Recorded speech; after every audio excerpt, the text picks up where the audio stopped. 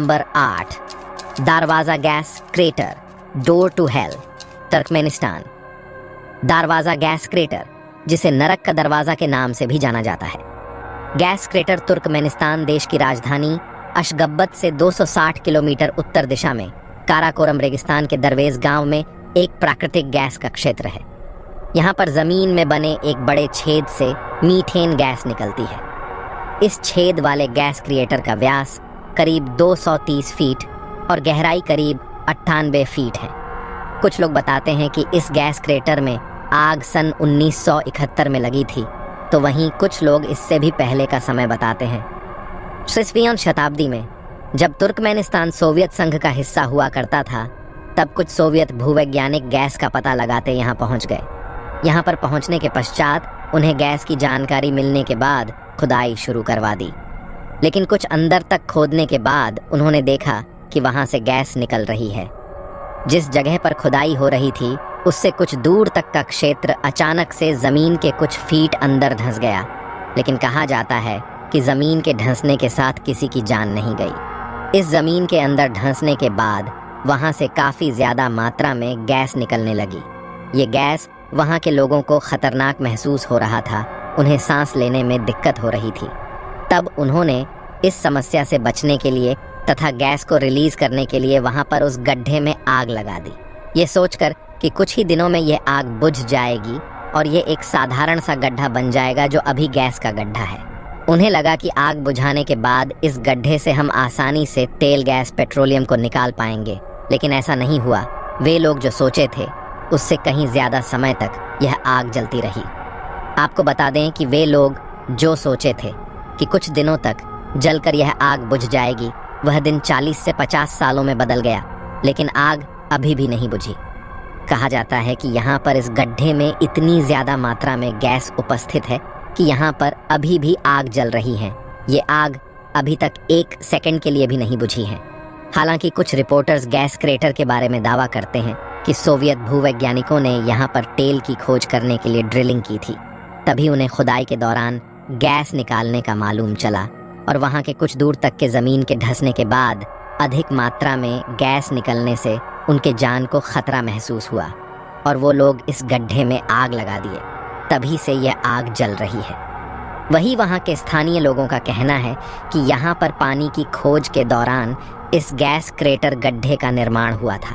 अलग अलग लोगों से मिलने के बाद अलग अलग कहानी सुनने को मिलती है, लेकिन वास्तव में आज तक किसी को भी सही से मालूम नहीं है कि इस गैस क्रेटर में आग कैसे लगी और इसका निर्माण कैसे हुआ। नंबर 7, डरावनी गुड़ियों का आइलैंड।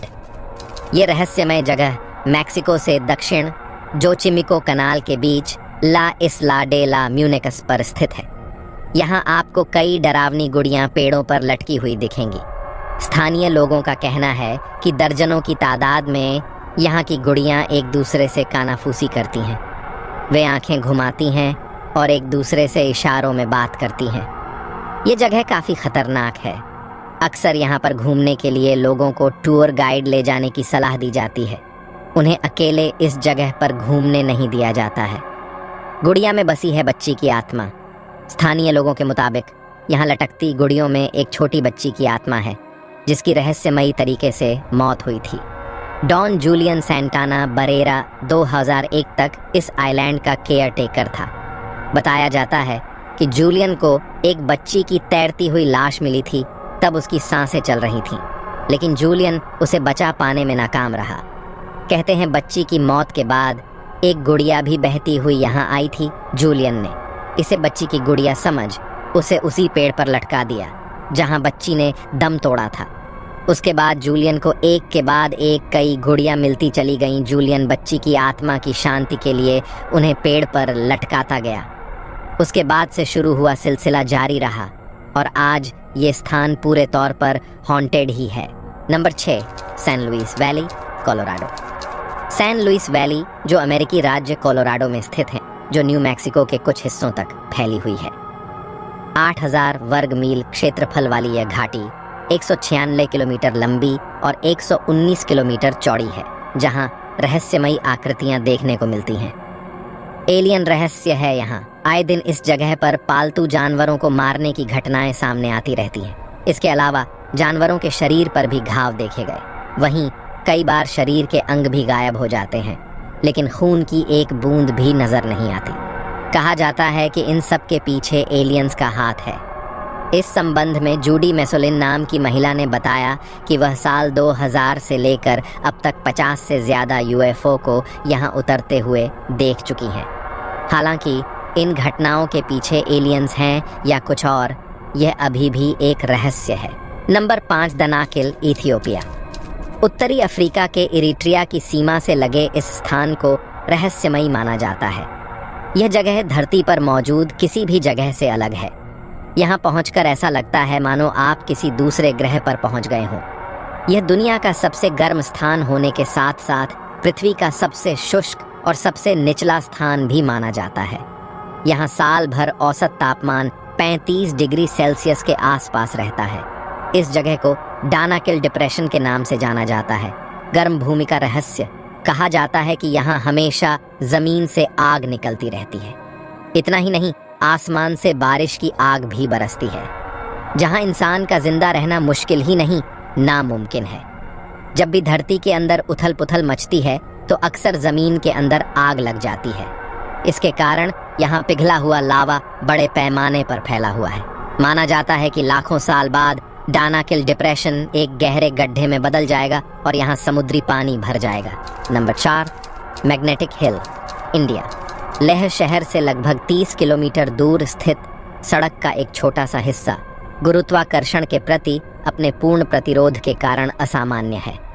चुंबकीय पहाड़ी हर साल हजारों पर्यटकों को प्राकृतिक घटनाओं का गवाह बनने के लिए आकर्षित करती है। इस असामान्य पहलू के कारण इसे मिस्ट्री हिल और ग्रेविटी हिल जैसे कई नाम दिए गए हैं। चुंबकीय रहस्य, सबसे आम सिद्धांत के अनुसार यह माना जाता है कि इस अप्राकृतिक पहलू के पीछे एक चुंबकीय शक्ति इतनी शक्तिशाली है कि यह कारों और अन्य वाहनों को ऊपर की ओर खींच सकती है। यह इतना प्रसिद्ध है कि इस क्षेत्र से उड़ान भरने वाले हवाई जहाज भी चुंबकीय प्रतिरोध को बायपास करने के लिए अपनी ऊंचाई बढ़ा देते हैं। Number 3, Jacob well, United states. Jacob well काफ़ी रहस्यमयी जगह है। यहाँ पर अब तक 100 से ज़्यादा लोग गायब हो चुके हैं। लेकिन आप जानकर हैरान होंगे कि इतने लोगों के गायब होने या मरने के बाद भी यहाँ पर लोग घूमने और नहाने जाते हैं। इसमें नहाते समय ही पता नहीं लोग कभी कभी गायब हो जाते हैं। हमेशा हर कोई गायब नहीं होता है। इसमें लोग गायब क्यों और कैसे एवं कब हो जाते हैं, अभी तक पता नहीं चल पाया है। ये जगह विम्बली, अमेरिका में है। Number 2, Rakotzbrucke devil's bridge, Germany. Rakotzbrucke, जिसे डेविल्स ब्रिज भी कहा जाता है, किसी परी कथा जैसा दिखता है। राकोट्ज़ब्रुक यूरोप के कई शैतान पुलों में से एक है। तो शैतान का पुल क्या है? मध्यकाल के दौरान अनेक शैतान पुल बनाए गए। ये पुल चिनाई वाले पुल हैं जो या तो इतने शानदार हैं या बनाने में इतने चुनौतीपूर्ण हैं कि केवल शैतान ही उनके निर्माण में मदद कर सकता था। किंवदंती के अनुसार शैतान पुल पार करने वाले पहले इंसान की आत्मा के बदले में पुल बनाने में मदद करता था। प्रत्येक पुल की अपनी अनूठी लोक कथा है। राकोट्ज़ब्रुक का निर्माण 1860 में मानव हाथों द्वारा किया गया था। पूरा पुल मानव निर्मित है, जिसमें पुल के दोनों छोर पर दांतेदार चट्टानी मीनारें और झील में उभरी नुकीली चट्टानें शामिल हैं।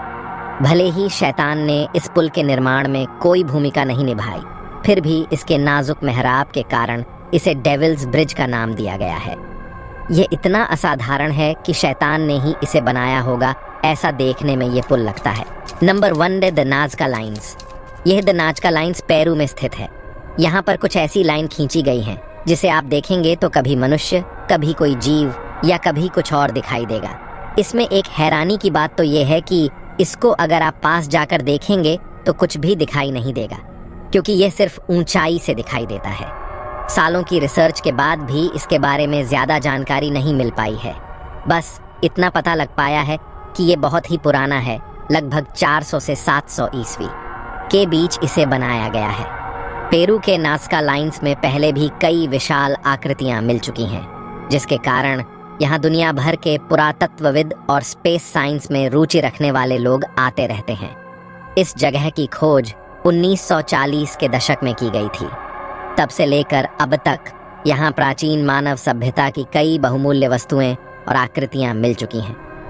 नाज़का रेगिस्तान पेरू की राजधानी लीमा से लगभग 400 किलोमीटर दक्षिण में स्थित है।